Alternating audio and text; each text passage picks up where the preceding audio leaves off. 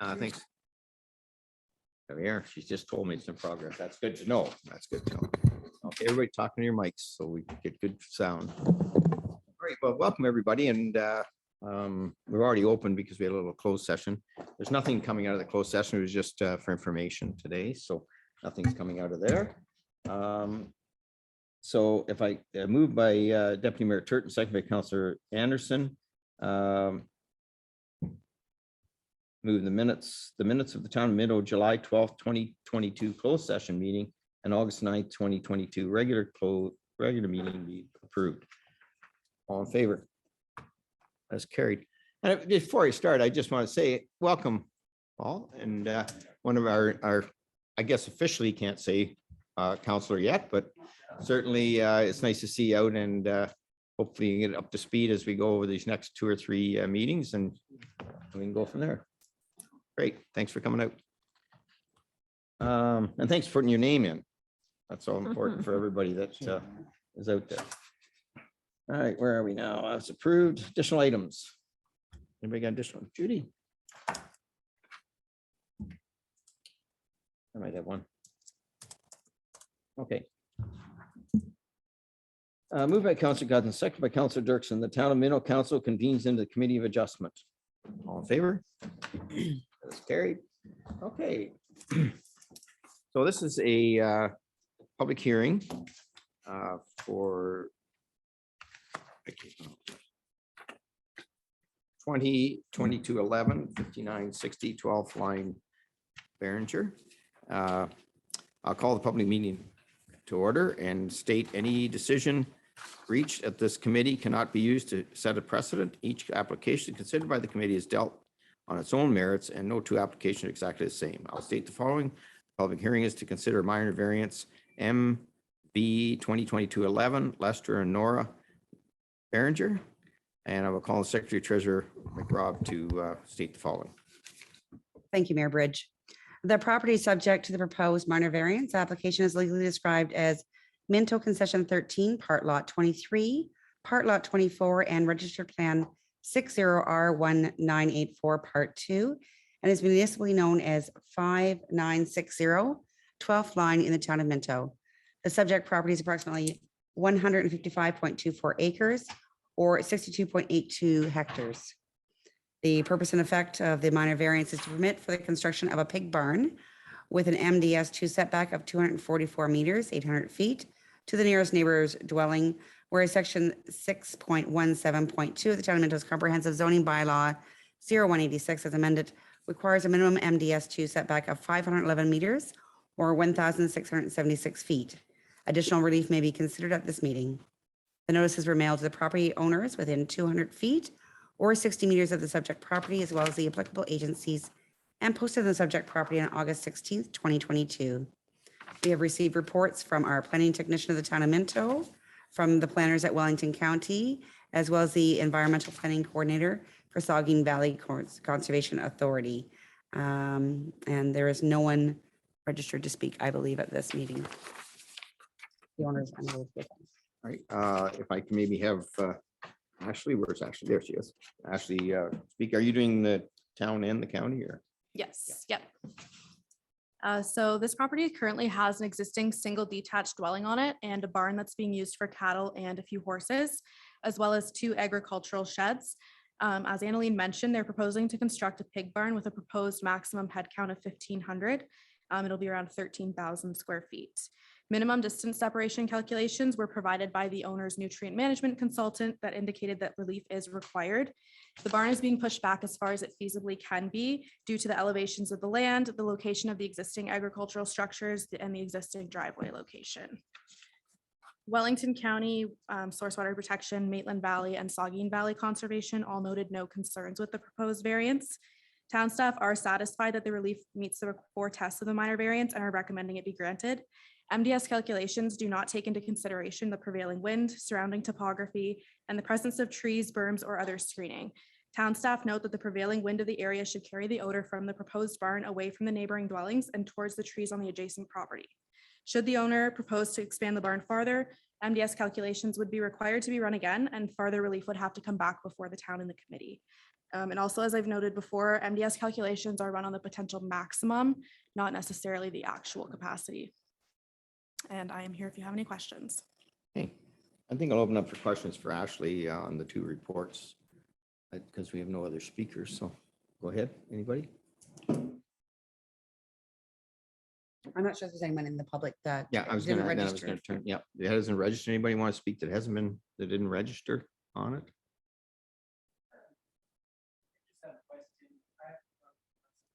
Okay, I'm sorry, would you go up to the mic and just say your name? Ashley, can you turn it on? please? And because we are taped, so if, yeah, thank you. Okay,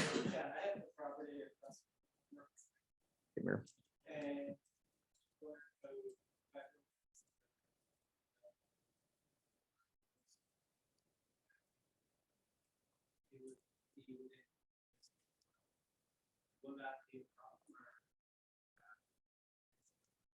That's a good question. Ashley, can you handle that for us? Yep, so there's two different ways to calculate minimum distance. So when you're building a barn, it's MDS 2. When you're building a house, it's MDS 1. So your calculations will have to be run based on where you're proposing to put your house. And if a minor variance is needed at that point in time, then we could explore that option, but you'd kind of have to know your proposed location before I can give you a definitive answer on that. But generally speaking, I have the ARC in the report there. I can give you a copy as well, and it'll show you the front portion of your property, just kind of up behind the livestock fences there, it looks like, would be where you wouldn't be able to build. But again, you'd have to kind of figure out your location there, and if you need variance relief, that would be based on the MDS 1 calculations, not necessarily the 2. Yes. Does that map help you a little bit there? Yeah, sorry, that's the one I'm talking about it there. Yeah, Property is yours, so. So Mervin's is just the one on the bottom corner there, but you can see some agricultural structures there. and you're thinking of changing where your house is going to be? Oh, there's no house there. Okay, all right. Gotcha. Right.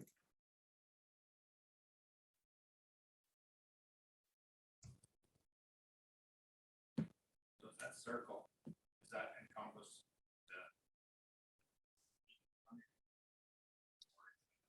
That's the full distance. So That's that's the the, full yeah, that's the 1676. And then if you see the smaller yellow lines, it's 800 feet and it's always measured between the closest distance. So it's the closest corner of the barn to the closest corner of the nearest house.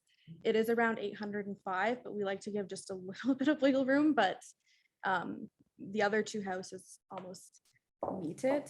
With a property of that size and the MDS required for that size of a pig barn, I'm not sure he would have any location on his property that he could put it without some type of relief being required.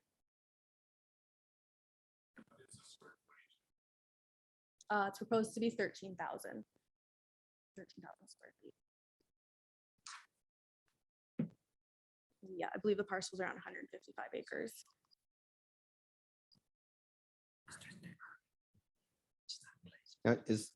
There's no house on that other farm now? Is that one that we would allow house to go on? Yeah, we're actually thinking that the house would be And that, okay. Yes. So yeah, you'd have to run your MDS 1 calculations and determine if it would be too close to the barn, which is kind of depending on your proposed footprint and location and all of that stuff as well. And what's the distance on one? Like what's the, It's all different, but yeah, it's just, it depends on your proposed distance and all of that stuff. And you run it through the Ontario Agri-Suite program. yeah, we Yeah. just can't give you a thing. Yeah, the MDS 2, they're all completely different as well. Yep. Yeah. Okay. Great.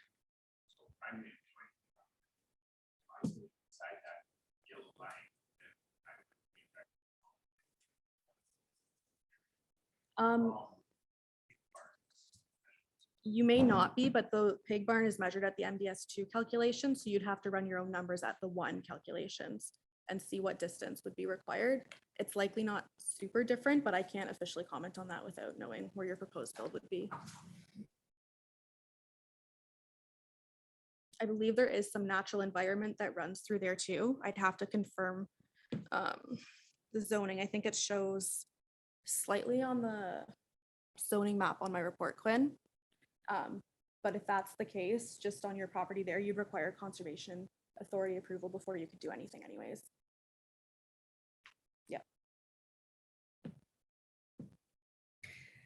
That all your questions, Keith?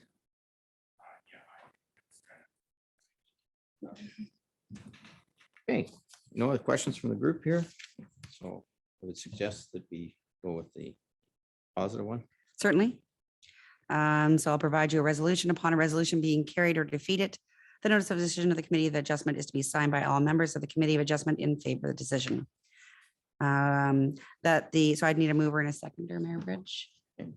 That the Town of Minto Committee of Adjustment approves the application by Nora and Lester Behringer for property legally described as Minto Concession 13, Part Lot 23, Part Lot 24, and Registered Plan 60R1984, Part 2, municipally known as 5960 12th line, provide relief from Section 6.17.2 of the Town of Minto's Comprehensive Zoning Bylaw 0186 as amended, permit for a reduced MDS2 setback of 243.84 meters, 800 feet to the nearest neighboring dwelling.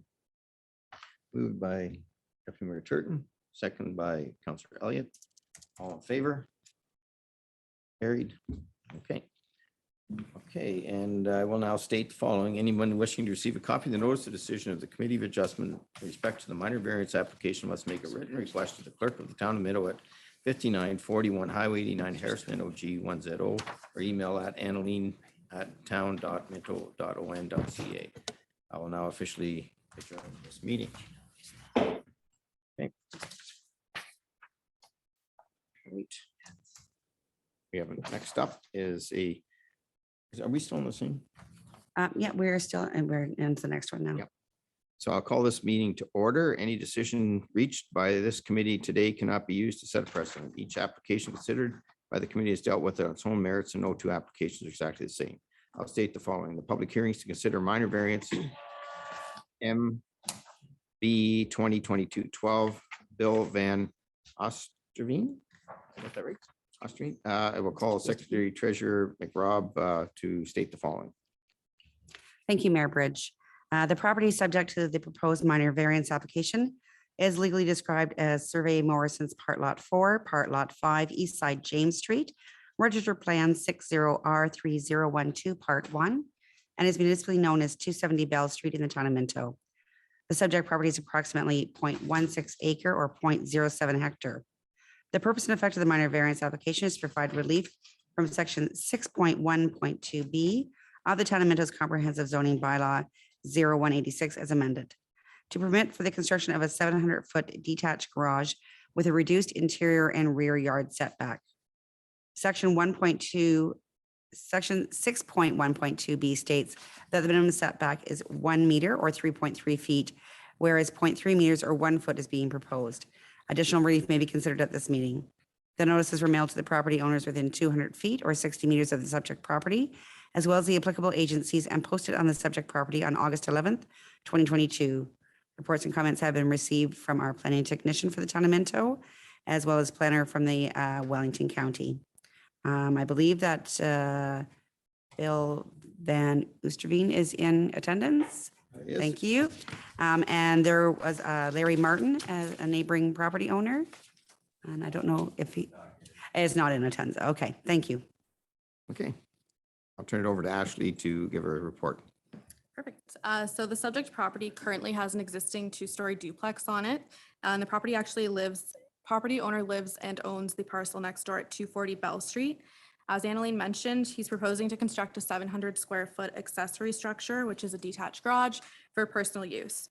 Due to the location of the existing duplex on the property and the proposed size of the garage, the property owner requires relief for the rear and interior side yard setbacks from 3.3 feet to 1 foot. So we have seen these come through before, and we generally have no concerns provided the following conditions are included. One is a grading and drainage plan. This will help correct any possible outstanding issues, as well as ensuring that any future issues do not arise. The building department also does have an up-to-date survey on the property, and our deputy CBO will go out and verify the location of the shop before it's constructed. We will also require that the garage have a maximum eave extension of 6 inches from the sidewall of the garage and that the eaves troughs will be installed on the southerly and easterly side of the shed to ensure that the eaves and eaves troughs remain on the Van Oostebeen property and do not encroach onto the neighbors. Other than that, Maitland Valley, Source Water Protection, and Wellington County were all generally supportive and didn't have concerns. And we did not receive any additional comments or concerns. Thank you, Ashley. And Bill, did you want to speak to this at all, or do you want to wait for any questions that might come up? I wait for questions. All right, with you. Okay, I'll turn it over to the group here to see if any questions on this.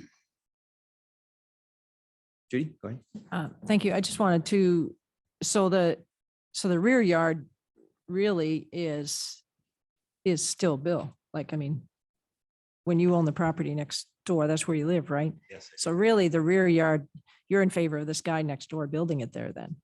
Oh, yeah. Nice, Okay. nice guy. It seemed kind of close, so, but yeah, that's you. So that's cool. All right, great. Thank you. All right, good, yeah, good question.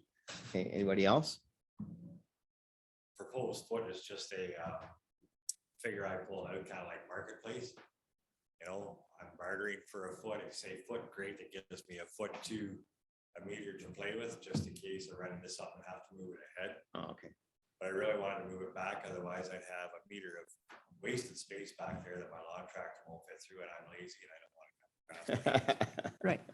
Just like a 2 foot or 22 inch, but a foot is a nice round number. Yeah. That way I can come ahead, but if I go ahead too far, it will block off the window in the kitchen and the duplex that is being built on. Right. Same property. Right. So I kind of like to keep that window free and then move it back as far as I can, so I can free up some frontage, I guess. Any other questions? Okay, I think you want to go with the, Okay, certainly with the approval. So the resolution will be read to you and it's be signed by all members of the committee in favor of this decision. That the Town of Minto Committee of Adjustment approves the application by William Bill Van Oosteveen, thank you, for property legally described as Survey Morrison's Part Lot 4, Part Lot 5, East Side James Street, Register Plan 60R3012, Part 1, municipally known as 270 Bell Street in the Town of Minto, to provide relief from Section 6.1.2B of the Town of Minto's Comprehensive Zoning Bylaw 01-86 as amended, to reduce the required interior and rear yard setback of 700 feet accessory structure to 0.3 meters or 1 foot. I would need a mover in a second just for you, Rich. okay, mover and seconder. Counselor Gunson. Counselor Dirksen, all in favor? That's carried. Thanks, Paul. Good luck in cutting that grass. All right. Oh, yeah, anyone wishing to receive a copy of the notice of decision and the committee adjustment with respect to the minor variance application must make a written request to the clerk at the Town of Minto at 5941 Highway 89 Harrison NOG 10, or an email at town.minto.on.ca. Officially declare the meeting closed. If anybody wants to head out, they can now. Thanks, guys.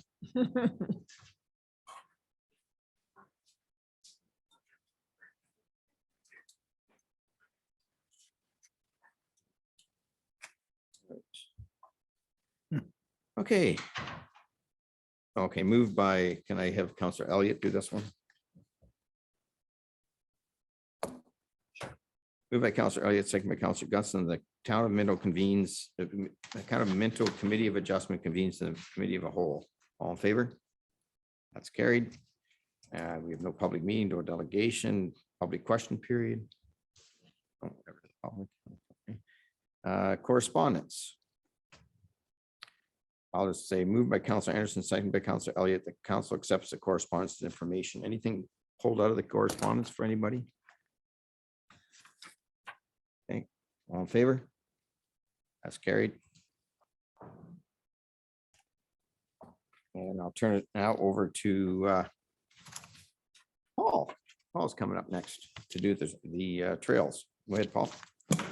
By the way, Paul, just before you start, the flowers are looking amazing.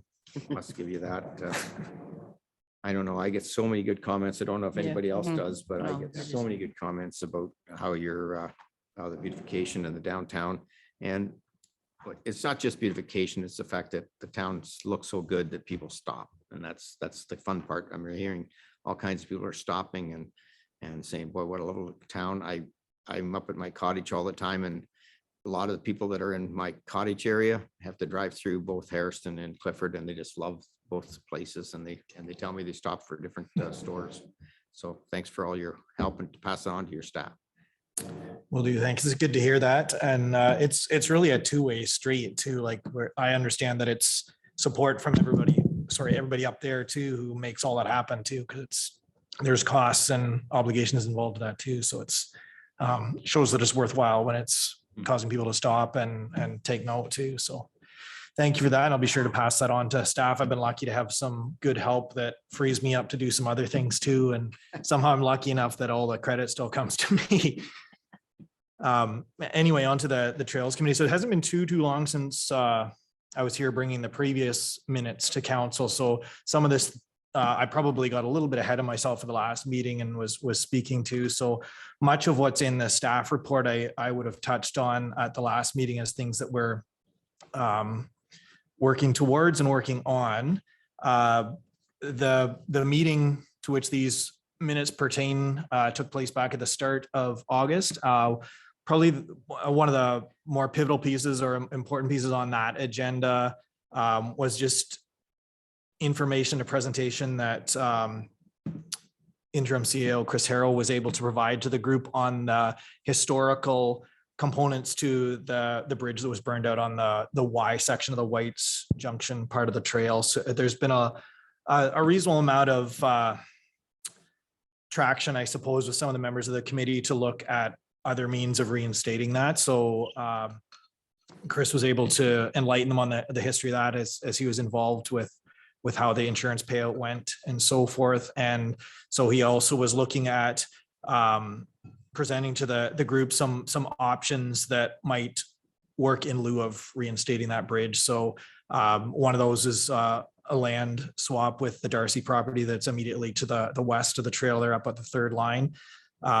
So coming out of this meeting, we decided that to take the options and details from that presentation into a more practical look that we'd meet on site with the owners of that property adjacent to that. So those will come to the next meeting.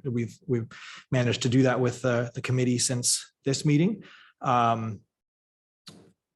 Another small item we decided this year, one of the things to promote the trails, that we'd run a photo contest. So I had Grace Wilson, who's on our committee as well. She's been receiving those photos. So I just asked her if she would report on that at that meeting. We're not cutting off that contest until November. We've been pleased. There's actually been quite a number of submissions to that. So it's nice to see that people are engaged with some of those outreach efforts. And then finally in the roundtable, we're zeroing in on some suggestions that one of the Clifford representatives brought forth. We battled a little bit with just appropriate usage of some of the trails in town in Clifford. So there's a section that is behind the residences on Ann Street where it's quite accessible. A lot of the residents make use of that for their own purposes when it's really town property and intended as recreational trail space. So we're looking at, I've been pricing some plant material. We're looking at possibly running just a nice clear boundary between those properties and the trail itself in cedar hedging. So it's nothing like fencing that we'd have a significant expense and probably regular maintenance too. But just hoping that can delineate the space, contain and make it easier to gate off at each end to discourage use with motorized vehicles, and probably just a nicer experience from both sides of the trail too, that there's a bit of privacy and a bit of a buffer between the private land and what the town owns. And the other piece that I've got the engineers looking at and giving us some direction with is the drainage on the side of on the south side of Allen Street. So again, behind Ann, but running from Allen to Park Street. There's sections of that where the grades are really low relative to the yards that they back onto, and drainage there is ongoing as an issue. So we'd like to make that trail as usable as the section that I was talking about prior to that. So those are items that we're looking at setting as a priority in spending some of our funds on in the near term. I think that's it for that meeting. Any questions? Rod? Yes, Paul, you said there's lots of traction to make that divide of some sort, either one way or the other, depending on whether we swap land or whatever. What's what, I don't understand the purpose of it. What? I think it's a tough sell, and probably some of you on that side of the desk can speak to that just as much as I can, but anytime something that was in place gets taken away, it's hard to, it's not always easy to convince everybody to let that go. And so there's been a lot, because there's a history there. I think a lot of people see the value in having that as an opportunity to make the trail more of a loop. So there's a Y, and then they would go out on the third line and come back the straightaway of the rail line. But if it ends up going ahead with the proposed swap of land with the Darcy property, the way we see it is there's potential to do those sorts of loops closer to Palmerston, and where they would tie into eventual residential development there too. Okay, so right now, if we reinstated the bridge or a crossover there of some sort, they'd have to go out on the road and walk down the road to the next to come back in. Correct. So Yeah. instead of just turning around and going back. Yeah, there's potentially a lot more gains in investigating developing trails closer to town if we do in fact take on that section of property there. Yeah, I would think so too. I don't see spending the money on a crossover for a quarter mile walk. Just to add some more clarity, that the council will be getting a report probably next meeting or the meeting after about this land swap with Darcy. Darcy's pit has to do some rehabilitation there. So property along the edge of our trail, right by the pit, is what they're talking about, swapping that with property at the back of his property. So you'll get more information on that in a minute. We went to committee to just to explain it to them. The Y section is another conversation that's on top of that. That's not part of that land swap, but is just the wide off section is something that we need to address for the future, what we want to do with that. Was there a cost to this, either one? Or I know there's a cost to the bridge. So the bridge, that was the history that I gave the committee, is they didn't understand, because a lot of them weren't around when we took the payout from the insurance company that we did back in 2019, 18 or 19, we took the payout and left that bridge as is. So that was just the clarity that I gave them, that was already considered, and council had made the decision not to rehab that bridge. So that trail is essentially closed permanently.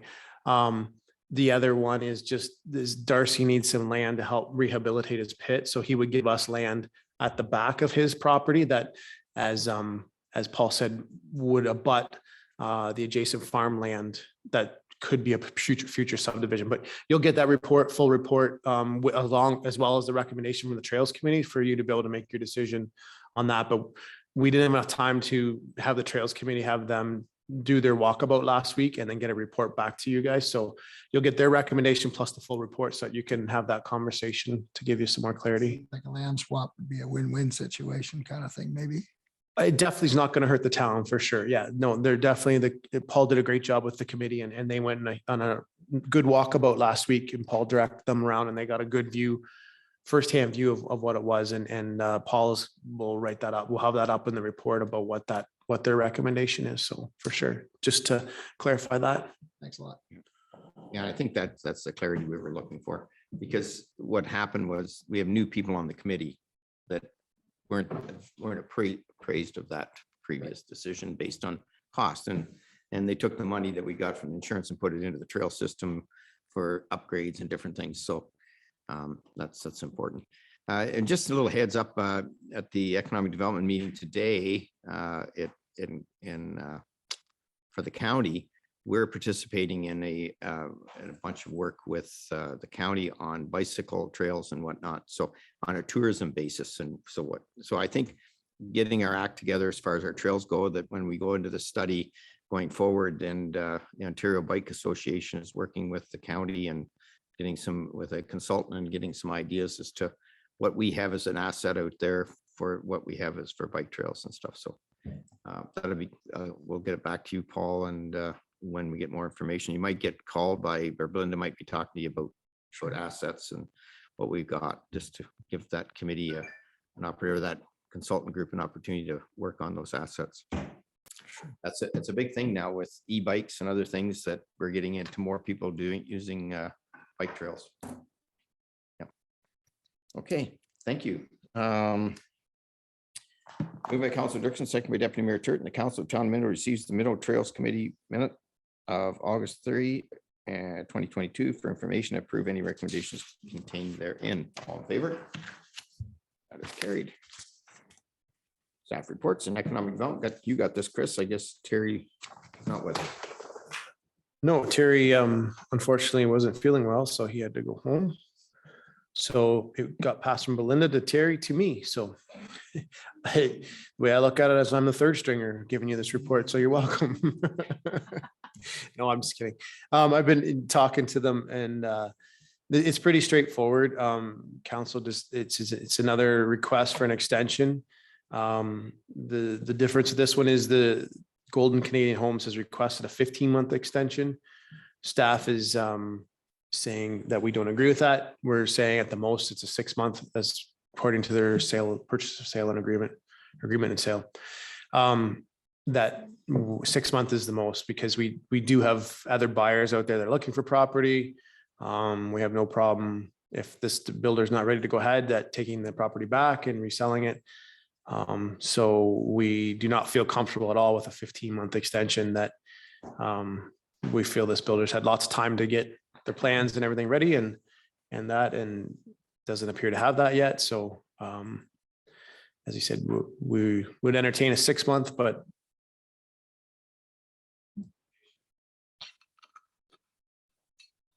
Questions? Ron? Should we even be entertaining a 6-month? that is totally up to council. If council would like to do that, then I think staff would take that direction for sure, and start the process of taking it back after December, after the deadline is passed. So this company is, will you believe in 6 months carry out their obligations? You feel comfortable with that? We're staff that's talked to them has been getting some mixed messages about it for sure. Whether they're going to be ready to go or not. Why the 15-month extension, we're not sure. So would be comfortable either way with 6 months or. Thanks. Judy, do you have your hand up? I think you may have clarified it, Okay. because my understanding was that in the agreement of purchase and sale that they could ask, or that it was that they were like, if they asked, they would get, sort of thing, a 6-month extension. But I think the way you said it was they can ask and then we still can decide. Is that Yeah, and correct? I think, just to clarify, and Chris, correct me if I'm wrong, but I think the staff said they could accept a 6-month, and we put them on notice at that point in time. If we give them a 6-month and they go, oh shoot, we need the 15, and we put pressure on them, they have to decide whether they want to accept it or not. And we could go back and pull the plug on December. So we're putting it back in their court. They asked for 15, we've gone for 6. I think we're being overly nice at 6, but at the end of the day, I want to work with people that have put some time and effort into it. So Yeah, I'd like to see us do the 6-month. yeah, Sure. Like, it would seem kind of, And if we do, as Terry Glidden wrote the report, if we do give them a 6-month extension were to be granted, they do have to pay a 10% performance deposit, which is 12,600. So that's really important. They have to put that deposit, give us the money to have that extension. So Yeah. there has to be some good faith forward by them. so by doing this, if they can't get it done in 6 months, they may say to us, then fine, we're backing off. So because we're making them put money up. Yeah. Right. Yep. Fair enough. Yep. Okay. Anybody else? Anything? Did I read the thing on that one already? Nope. Nope. All right, I better do that. Moved by Counselor Elliott, second by Counselor Gutson. The Council of the Town of Minto receives a report, Economic Development 2022-16 regarding development covenant extension request. Golden Canadian Homes, Inc. and the council denied the development covenant extension request to March 16th, 2024. Okay. That's not right. No, because we've actually said we're going to go 6 months. So Well, they have to request it though. They would have to, Well, that's they've right. only Yeah. requested the, that's right. So, no, you're right. No, this, we not deny this one. And then we've give them a counter proposal back. Yeah, you're right. That's right. Correct. Yes, we would deny it. Yeah, and they have to come back to us. So, but then, Back in 6 months. Yeah. Yeah. that's right. Okay. All in favor? That's carried. I'll turn it over to Counselor Elliott. Thanks so much. And I'll turn it over to Mr. Matt Rivers. Great. Thank you, Councillor Elliott. As the ice season nears, I wanted to provide you with a facilities operation update like we have the past 2 years. So at this time, we've started the plant at the Palmerston Arena and plan to be ready for next Monday, September the 12th. One of our first renters will be Norwell District Secondary School. It's great to see both their grade 9 and grade 11 hockey skills classes back again. Those haven't run at full capacity the past 2 years. That said, they'll need to use the existing dressing rooms as the new dressing rooms are nearing completion, but are not quite ready yet. Our current demand is at 100 hours per week, which we can accommodate using 2 sheets of ice. Our intention is to install ice in Harrison next and open for rentals on Tuesday, October the 11th. If warrant demands, we can install ice in Clifford. And in the meantime, we plan to offer alternative programming opportunities. And that's basically what I've got with where we're at right now. Any questions of? So from what I've talking to Greg, he suggested that most of the hockey games would be played out of the Palmerston Arena and the practices will be based out of Harrison right now. I don't know, anyway. Yeah, Jeff might know better. Councillor Gunson might know better than me, but yes, with the new dressing rooms, with the quantity that we'll have in Palmerston, the fact that they're brand new, yes, we are looking at scheduling as many minor hockey games in Palmerston as possible, and then using Harrison for practices. Okay, and then we have Harrison figure skating out of Harrison and such like, so. Yeah. Okay. I have moved by Deputy Mayor Turton and seconded by Councillor Gunson. Okay. thank you.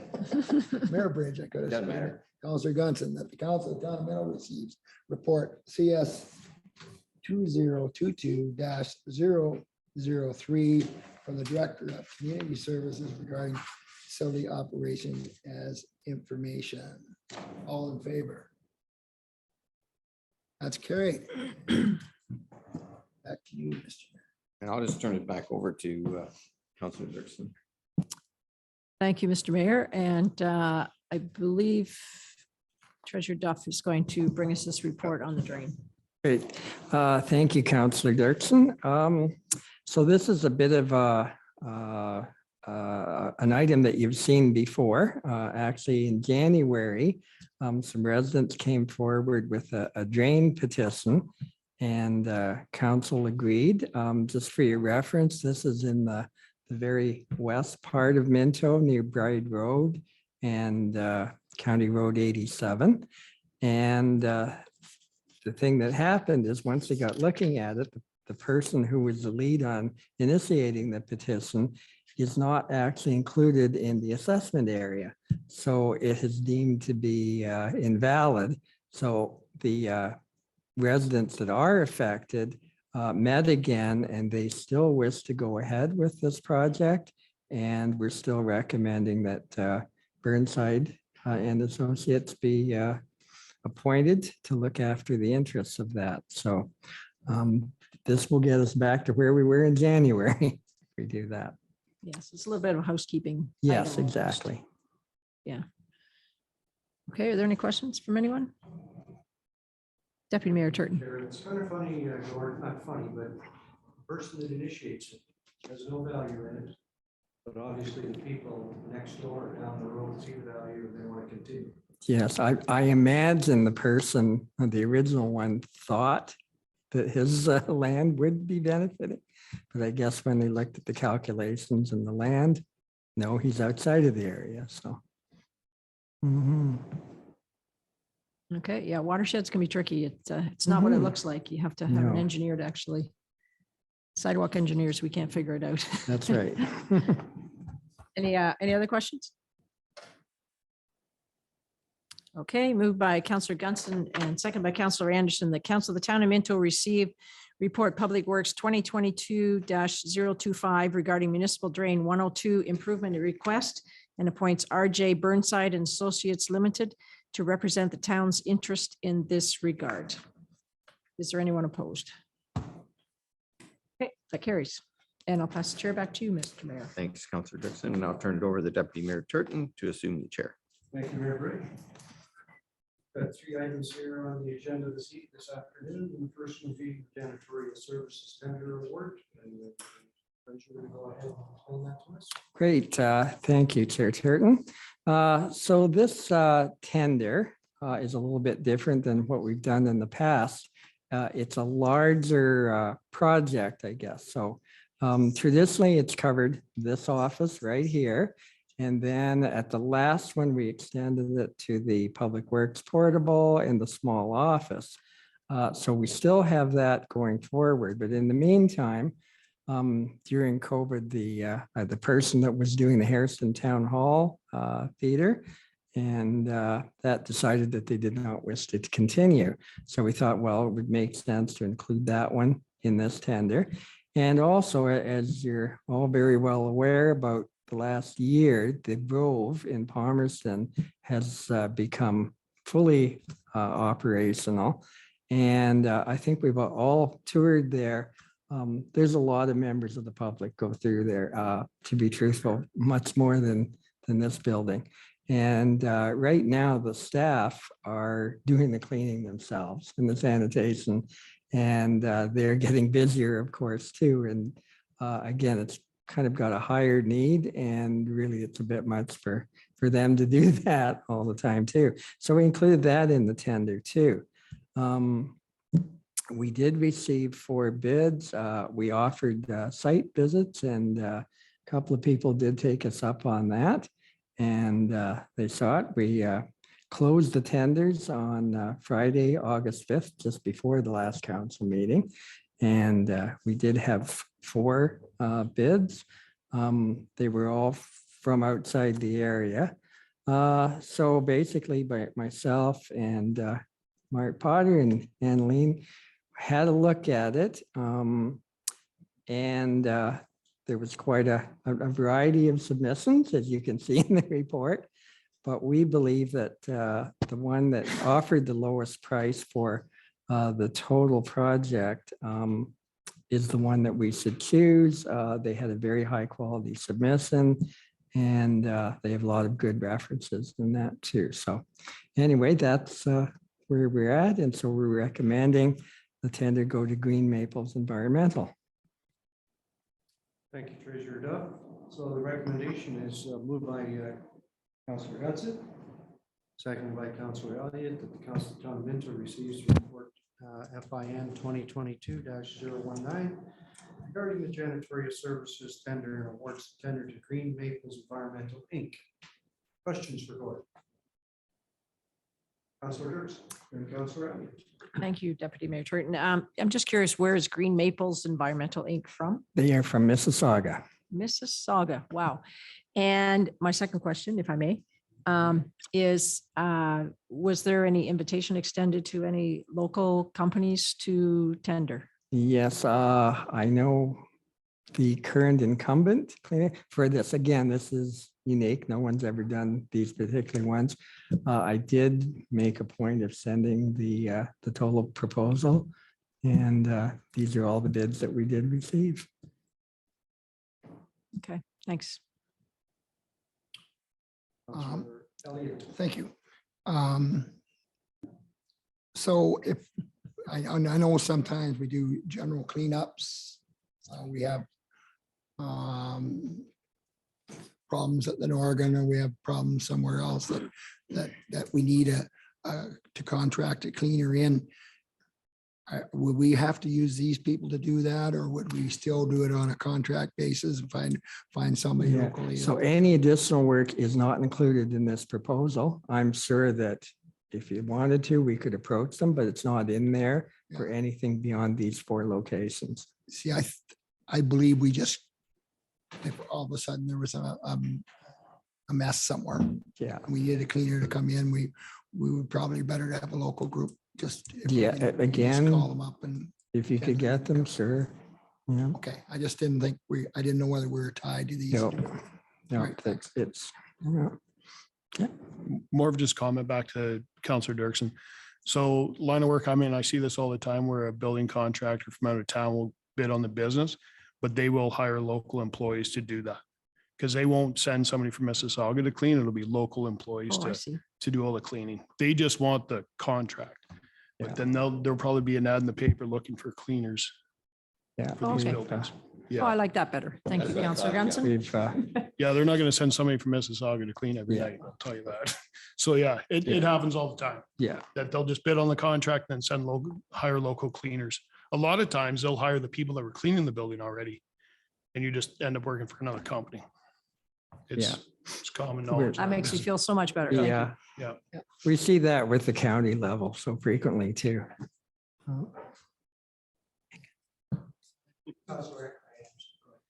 Just, I had chatted to Mr. Duff earlier. So some of the costs of this will be covered by the groups that share the cost for the Grove, correct? It will become part of the operating costs of the And Grove. this yeah. cost is actually less than we were paying previously for cleaning? We weren't paying anything for the Grove. It No, was just, for the other facilities. no, I would say it's more. It's Okay, going to be all right. more. The numbers Yeah. that you said, I thought it was, but okay. But- And that makes me feel better too, that it's people locally. I'm thinking Mississauga is going to come up. How often do they clean these facilities? Weekly, we set out a lot of details in the RFP of like, we want, waste paper cans and Yeah. windows washed and all that kind of stuff. So it's quite specific. So we'll see how they address it. Well, yeah, I Yeah. can't imagine people driving from Mississauga, but hey, who knows? There they are. Yes, so Gordon, what you're saying is it's been a clearly defined RFP. And if our friends from Mississauga hire somebody locally and we have a complaint with what's going on, we talk to the folks in Mississauga. That's right. Yes. Street. Yeah. They've named a liaison. So it's likely a little clearer defined now than it's ever been. Is that fair? I would say, and it's a larger tender too with the 4 locations. So. Thank you. Mhm. Well, and I think going forward, you have to realize that like a lot of our small cleaning businesses with the liability insurance, all the other stuff that's happening out there today, Yeah. they kind of backed off. So your mom and pops that used to do it, we always could do it. Probably not. But as Jeff said, these people are going to hire local. But the nice thing about the people that are going to be hired locally is they won't have to worry about the bookkeeping and all the other stuff. They'll get a Just get paycheck. a paycheck. And Very true. I think that's where we went. I know, Gord, we struggled with this, and you came to department heads a couple Yeah. times, and when I see 255 in there, Yeah. I said, one of the things about that, but they must be the safest cleaners in the world, because I mean, hope so. 255,000, everybody else is coming in the 70s is really ridiculous, but that's what it is. And I'm sure some of our regular cleaners that we used to use have just retired or decided they didn't want to take the hassles that are going on now with all the liability that you have to Yeah. have and all the other stuff. It's a bit like like Matt knows many years ago with the permanent liquor license. It's Mhm. like transfer the risk to an entity that can take it on too. So it is what it is, and I Mhm. think, it'll be spread out, and thanks for doing all. True. Counselor Elliott? Gordon, have we got an out if they're not happy with the company? Yes, yeah, like we've got, if we're not happy, then we go to their liaison and they try and make it right. And then if we don't, yeah. And we also have an option conversely, if we are happy, we can extend it too. So, Thanks. yeah. The other thing, this professional company from Mississauga understands legitimately what they're up against. I mean, they have to train their people. And And that's a Yeah. big part of this whole thing. Yeah. Chemicals and the things that are being used. yep, Wemyss and all that, Wemyss and all the other stuff. Yeah, for sure. you got it. Other questions? Thank you, Gord, for going through this and all in favor of the motion. Against, that's carried. Thank you. Second item then is the FIN 2022-020, when it's the second quarter financial review. Right, Gord, so we're, please do this. this is based on half the year's results, and since it's September, pretty much everything is in by now too. So again, high level, overall, things don't look too bad.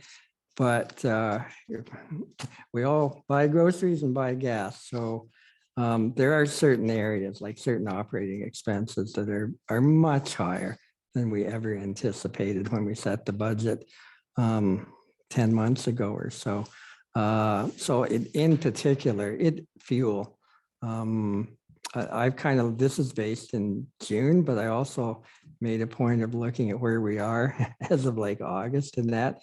And yeah, we're going to be over our annual budget in fuel. Like prices have come down, but they're still much, much higher than what we envisioned when we set, our 2 to 5% provision when we did the budget.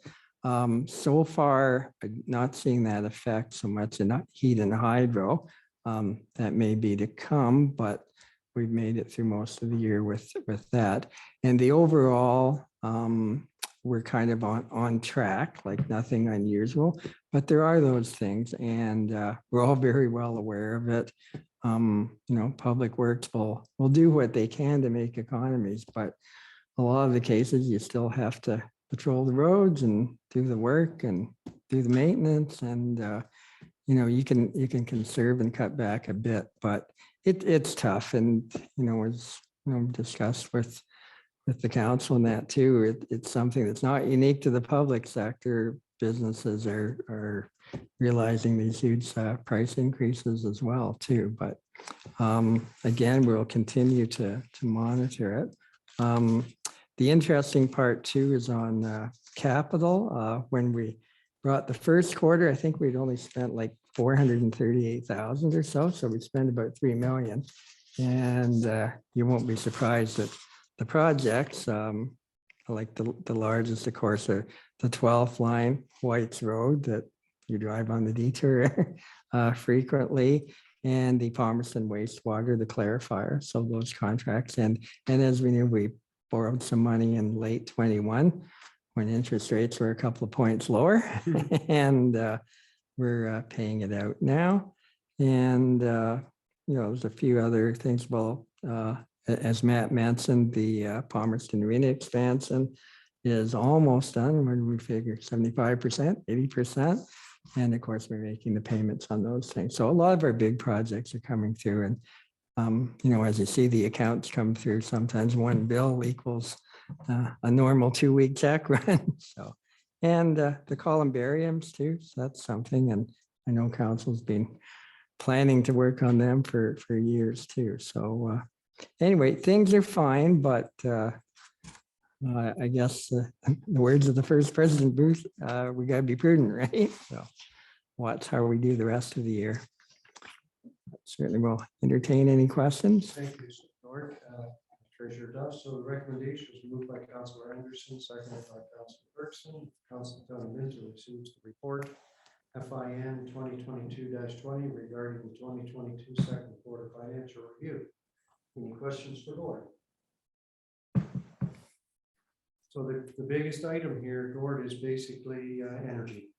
You got it. That's it. That's the big uncontrollable. So I'm not sure if I heard you mention the clarifier. Yes, Palmerston wastewater treatment plant clarifier. Yeah. All right, no questions? All in favor of the motion? Carried, thank you. Third item is the updated asset management plan. Great. 2022-021.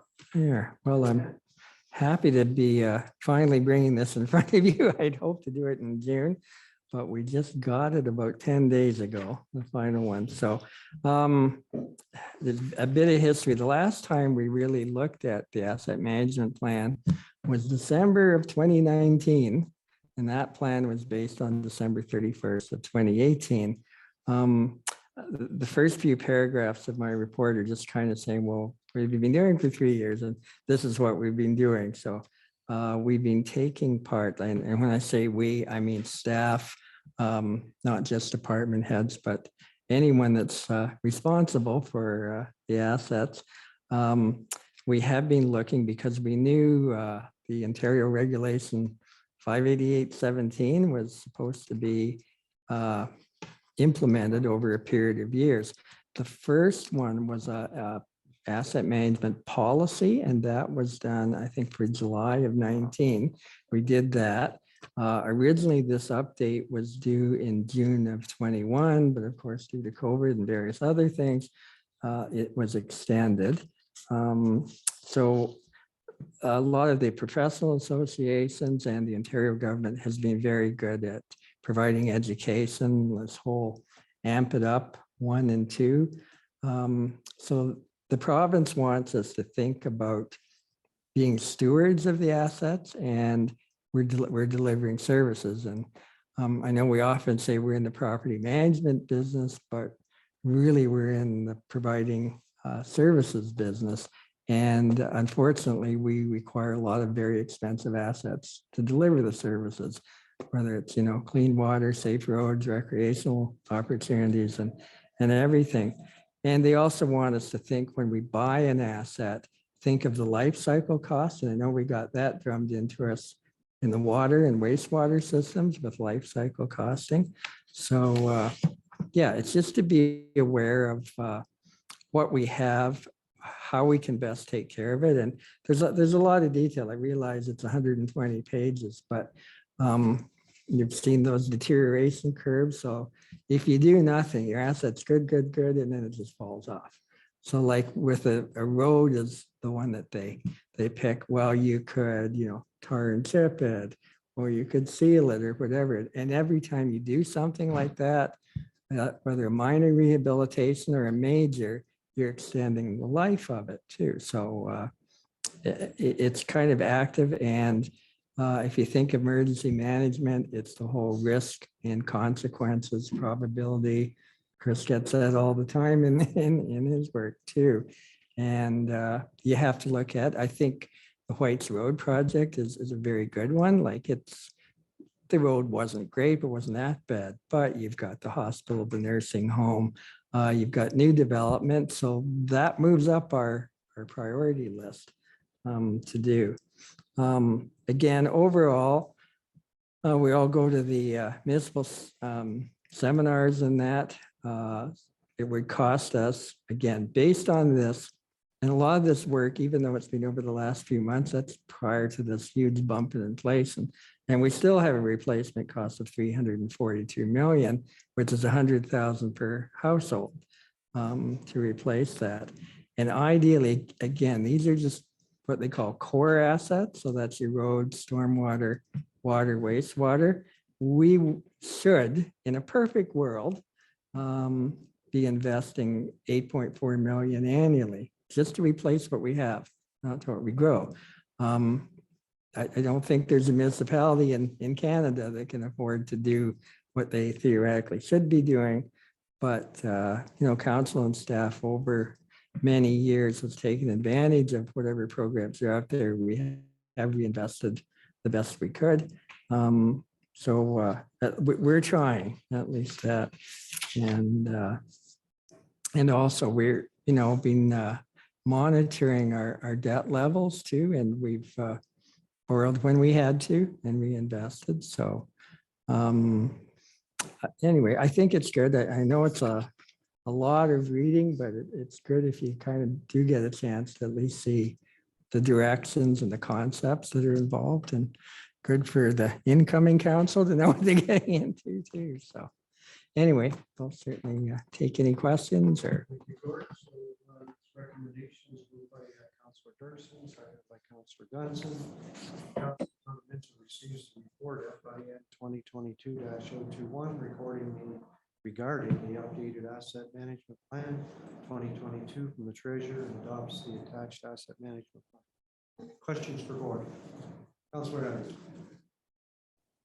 Gordon, when we were at AMO, went to at least one booth where they're saying that our asset management is going to start including so-called soft services like recreation and such like. Exactly. That's probably not included in this. That's coming soon, yes. So that So has the to- that has first to come one too.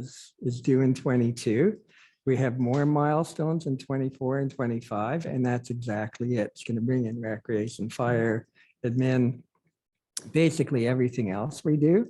Now, just from a replacement cost point of view too, this happens to be roughly 85% of what we own, but we still have to bring in those arenas, parks, fire trucks, fire halls. So arenas and fire halls aren't considered in that, or our buildings aren't considered in. They're not in this plan. No, this is just the core assets, but they will be in the sequel in 24, The 25. government are going to be asking for asset managers for all our assets. Yes, and a financial strategy too. Wow. And there's two types, even in this one, there's two types of levels of service.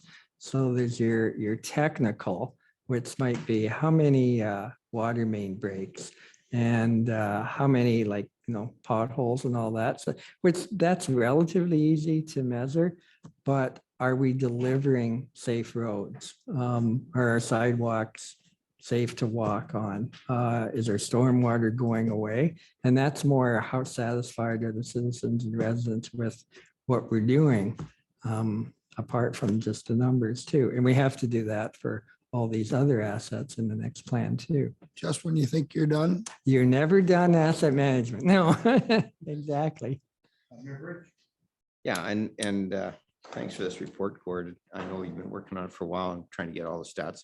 I really Mhm. like the fact that some of the, 120 pages. So, but we do have those bar charts that actually give you a Yes. bit of an idea. And I have to give the last few councils credit for the fact that certainly we can't do 8 million. We have occasionally done 4 or 5, which, it's been a struggle to do that. But when the government, and I'm just trying to remember, it was about 8 years ago they started this project almost? 2011 was the original Just right after building I- together. right Yeah, after just I after first you got council, in. yeah. That's right. And Yeah. I, being a ex-banker, I totally believe in the project in the sense that it took a lot of work. But how do you know where your deficiencies are if you don't have an asset management plan? Yeah. Now, it was a two-edged sword for the government because they kept saying to us, what do you need? Whatever. So now we've got this plan in place, and we're on good point when we bring the other things in. Because for years, we weren't getting any money for recreational programs and whatever, or recreation with buildings and that type of thing. And they finally started doing it because they saw that we had buildings that needed repairs, needed to go forward if we were going to keep it up. So I think it's great. We just have this, we can actually go to the governments and say, as you remember, we talk about it all the time, and all the time I've been around, we have 60% of the infrastructure, and we get 8% of the funding.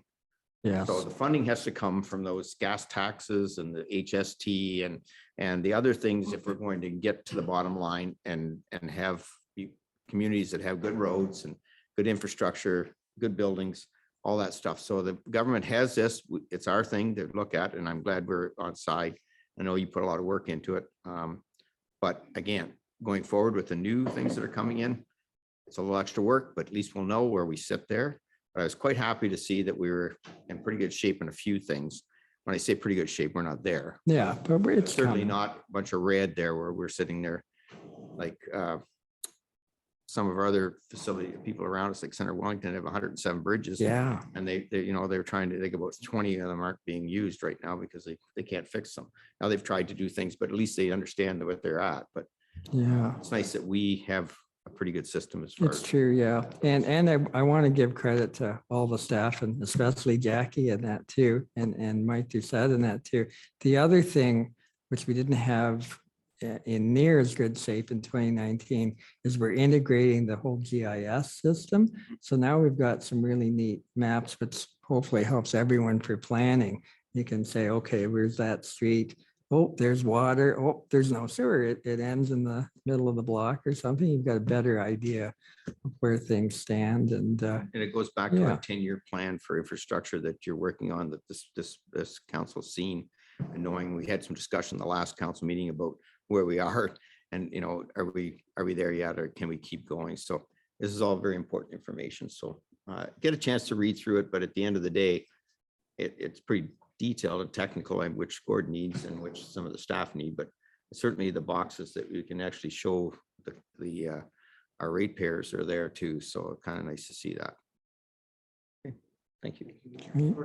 How often do we present this to the government? so again, this is now legislated, so this one had to be in 22. And then there's certain things in 24 and 25. Once you're in 25 and you've filed everything, the minimum is every 5 years after that. I think most people will probably do it, I'd say every 2 years or so, because as we know, things change, whether prices or the actual assets and that. But the legal requirement will be every 5 years, so 2025, 2030, and all that. So what was the first year that you presented? The first year, 2013 was our first asset plan. So we had 2013, and then we did 2019 based on 18, and then this one. So this is kind of our third complete revision. 444 municipalities present 120-page documents. Well, you're not going to get any, it's already at that point. You don't get any funding unless you show that you're doing that. Like even, gosh, was it the last 5 years, our federal gas tax, they have an asset management questionnaire. You have to do that. Kind of a little bit like our first couple of paragraphs here. What did you do in the last year? You know, because you're always working towards it.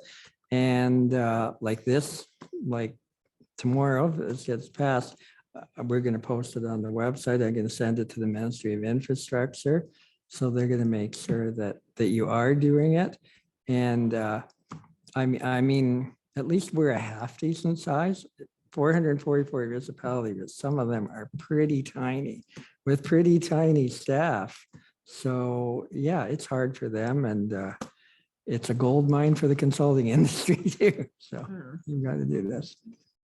Just on that, Deputy Richard, and that's one of the reasons that Federation of Municipalities came up with a program that some of these smaller municipalities that don't have a Gord, Yeah, they they can have. get a consultant, they pay for the consultant to do it because they see how important it is. And the fact that those poor, smaller communities that don't have a big enough staff, Yeah. without that consultant dollars that they give them, they would never get it done. And then they couldn't go Yeah. step up for the gas tax. Yeah. And, you know, I mean, you know what the gas tax is Oh, for I know. us. Yeah. Imagine if you're a smaller community and in Canada, there's over 2,000 municipalities and probably a lot of them are under our size. Yeah. Over 50% or less than 9 to 10,000. So Sure. that's why the FCM had put that money into place and it's used up all the time. And that was money given to us from the government to make sure that these things get done. So. Yeah. awesome. Interesting. Okay, so all in favor of this motion? Thank you. That's carried. Thank you very much. Gordon. Appreciate that. So I'll pass the chair back to you. I think other businesses closed. Judy. Thank you, Mr. Mayor. I just wanted to mention that the Wellington Farm Home Safety Association we had our first meeting a couple weeks ago for the first time in 2.5 years. So we will be, one of the things that, I guess one of the reasons we didn't have a meeting was because most of our work is in schools and in groups of kids and so on. So there wasn't a whole lot of that happening. So we do have a couple of days booked for the end of September, and we'll be talking to the kids from the parochial schools in Wellington North and in Minto about farm safety, hydraulics, PTOs on tractors, that kind of thing, bikes, buggy safety, fire, electrical, home safety, so on and so forth. They'll go around in groups. So we'll be seeing about 400 kids per day. Nice. So that's coming up later on in the month.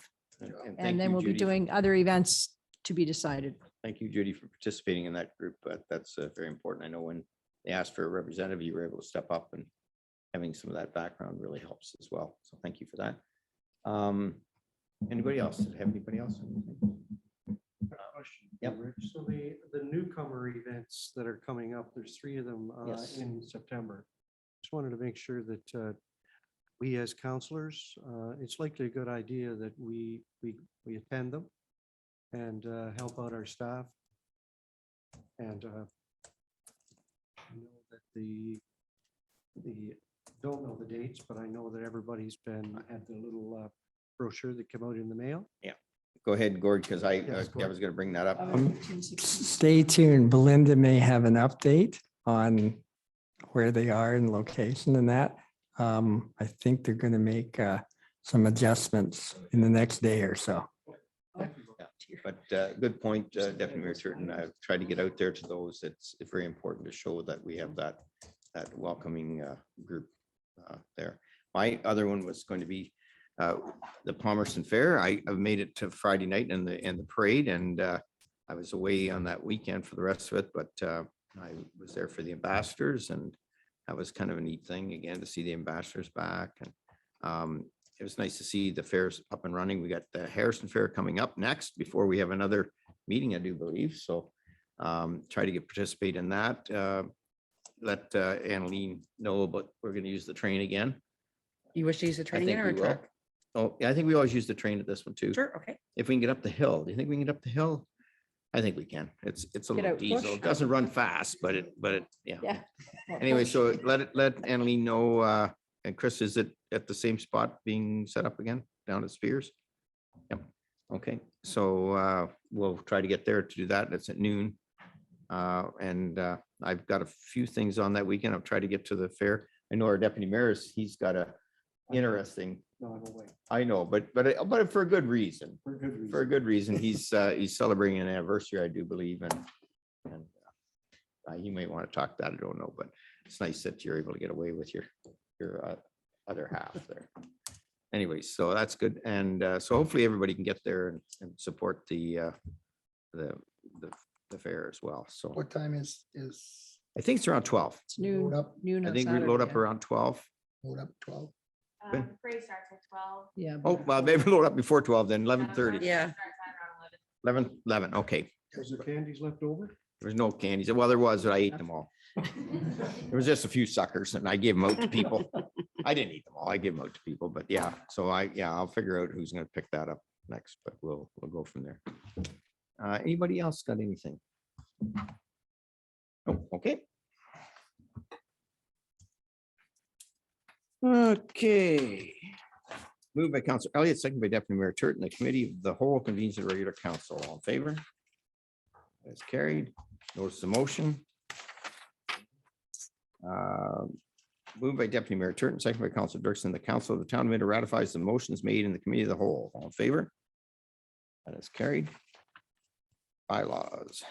Moved by Councilor Gunson, second by Councilor Elliott, that the bylaw number 2022-86 to confirm the actions of the council of the corporation of the town of Minto respecting a meeting held September 6, 2022 be approved and read first, second, and third time and passed in open council and sealed seal of corporation. Or passed. And adjournment moved by Councilor, I would say, we're going to do Deputy Mayor Turton. Okay. And second by Councilor Anderson. Let the council of town of Minto adjourn to meet again, call the mayor. Approved. Thanks for a good meeting, everybody.